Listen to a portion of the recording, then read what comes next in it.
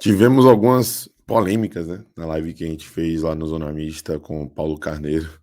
Vocês já devem ter visto bastante por aí. Mas também tivemos algumas falas pertinentes do ex-mandatário do Vitória da Bahia e ex-diretor de futebol do Esporte Clube Bahia. Ele, inclusive, afirmou que, na concepção dele, o Bahia tem o melhor meio-campo do Brasil, que Jean Lucas, na posição dele, é o melhor do país, elogiou o Caio Alexandre, trouxe observações sobre Cauli, falou sobre a centroavância, entre outras coisas mais. E a gente vai trazer esse corte em mais um conteúdo aqui no canal. Também iremos falar sobre convocações, a análise de Elton Serra sobre o momento do Bahia lá na ESPN e muito mais em mais um Plantão Tricolor aqui no canal. Bora lá!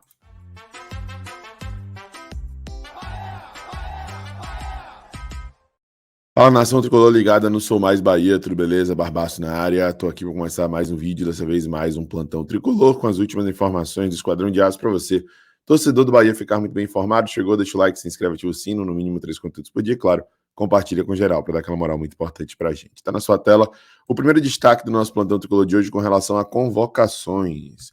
Novas convocações, além do volante Kevin, o coordenador administrativo da base, Breno Piccolo, e o massagista Xandinho, foram chamados para a Seleção Brasileira Sub-15 e os três estarão na disputa da Copa 2 de julho. Semana que vem, que acontece em Salvador, né? Que acontece na Bahia.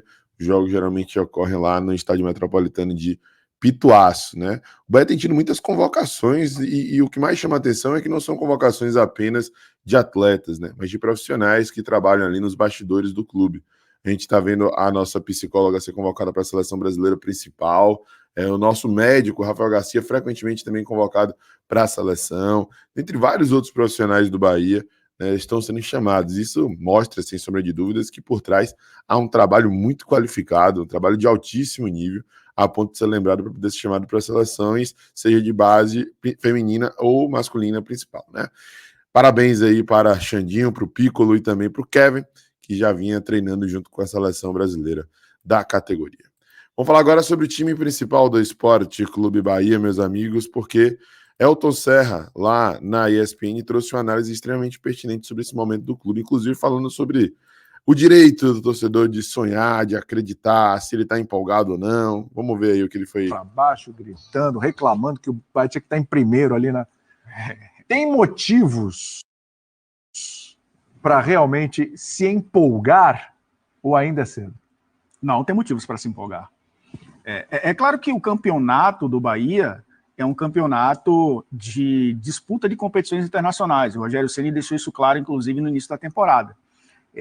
O Bahia fez um primeiro semestre sem títulos, né? Perdeu o estadual para o Vitória e caiu na semifinal da Copa do Nordeste para o CRB jogando em casa, empatando por 0-0 e saindo nos pênaltis. E começa o Campeonato Brasileiro e a Copa do Brasil, não esqueçamos, né? O Bahia também está entre os 16. Começa o Campeonato Brasileiro com enfrentamentos que muitas vezes você coloca no papel, na conta ali, e diz, opa, aqui eu posso perder pontos no caminho. Venceu o Botafogo jogando fora de casa. É um time que tem 100% de aproveitamento jogando em casa. Perdeu, mas foi bem contra o Flamengo também. Perdeu na estreia contra o Internacional quando o Inter jogava no Beira-Rio ainda. E saiu na frente, né? Acabou tomando a virada. É um time que fez gols em todos os jogos do Campeonato Brasileiro e que vai administrando bem essa pontuação, principalmente jogando em casa. É lógico que se a gente for olhar para os últimos jogos, e o Rogério Ceni tinha poupado, ele jogou 45 minutos o Everton Ribeiro e 45 minutos o Cauli no jogo contra o Cruzeiro. Né? Fez essa gestão de minutos. Hoje, contra o Vasco, colocou a equipe completa. E no segundo tempo, o Bahia teve uma queda de rendimento que é natural de qualquer equipe que jogue nessa intensidade que jogou. O primeiro tempo do Bahia foi muito bom. Muito bom. O Vasco foi um time que a gente sabia que era sem o Payet, sem os jogadores de controle no meio-campo, naturalmente seria uma equipe de transição rápida. E o Bahia tomou um gol contra o Cruzeiro do mesmo jeito que tomou o gol de empate do Vasco. Né? Num contra-ataque, numa jogada rápida, numa saída. É bem verdade que o Vasco fez o gol no rebote, fez o cruzamento para a área e acabou fazendo o gol de empate. O Bahia tinha aberto o placar com o Tassiano, numa bola desviada.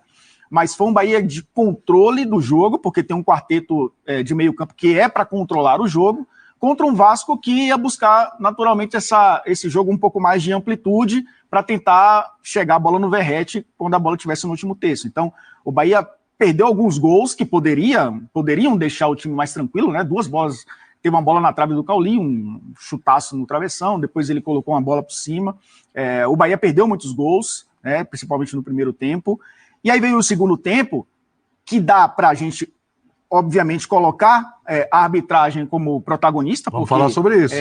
Existiu ali uma falta marcada pelo árbitro do David no Gilberto, que ele acabou levando o segundo amarelo e acabou sendo expulso.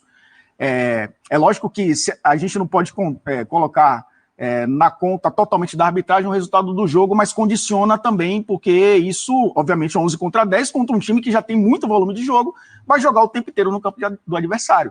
E o Bahia hoje sabe fazer isso muito bem.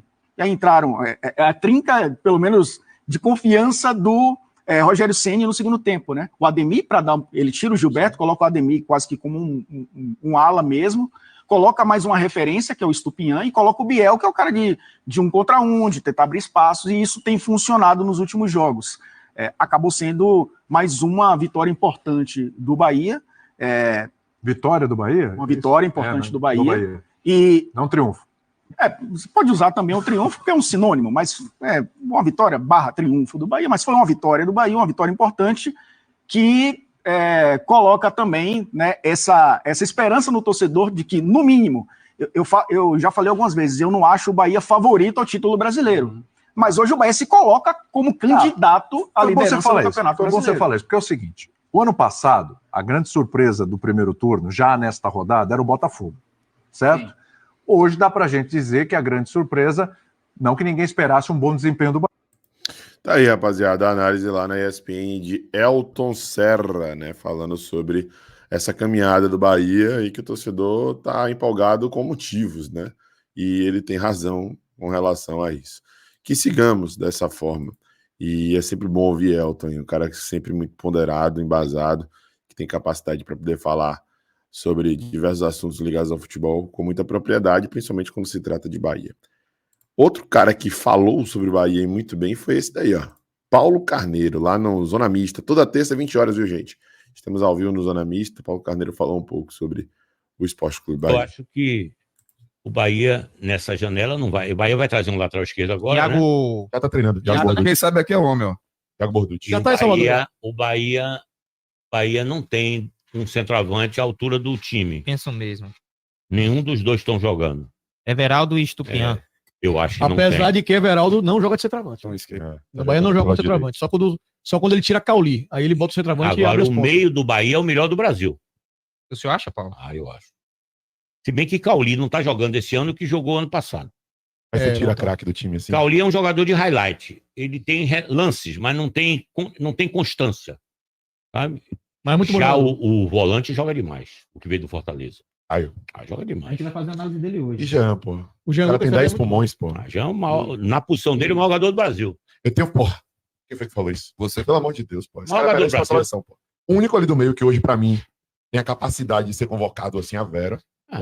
Você sabe quando o jogador do Bahia vai ser colocado pra seleção brasileira? Sabe quando? Quando for campeão brasileiro. Isso. Quando não fosse, ficar em segundo, ele não chama. Não, deixa bobagem. Não, Claro que isso não. aí vai mudar. Vai chamar quando chama nunca. Vai cara. mudar, vai não. mudar, vai mudar. Vai mudar, os caras Vai nunca chamaram, mudar. nunca Claro chamaram. que não. O Bahia tem time agora, tem um ano. Esse ano, na verdade. É. Ano passado Você ficou pra queria não que cair. levasse quem? Antes. Vocês Posso pensar? Pode. Naldinho. Naldinho, tá certo. Mas Bobo foi pra seleção, Zé Carlos foi pra Foi seleção. campeão da Copa Basta América, ter um né? jogador, Então, basta ter um o jogador. último foi o Luiz Henrique. Tá aí, rapaziada, a resenha. Paulo, quando ele se dispõe a poder trazer ali suas percepções, suas opiniões, pelo que ele acompanha, pelo que ele assiste, geralmente ele consegue trazer boas percepções, né? Boas análises. E foi isso que ele fez aí, né? Falando sobre Alexandre, sobre Jean Lucas, sobre Cauli, sobre o meio campo do Bahia, sobre o ataque. Enfim, muito interessante essa análise, essa perspectiva de Paulo Carneiro. Bom, gente, é isso. Este foi o nosso Plantão Tricolor de hoje. Se gostou, deixa seu like, se inscreve, ativa o sininho e compartilha. Um abraço para vocês, até a próxima. Eu sou Mais Bahia, eu sou Mais do Nordeste. E você?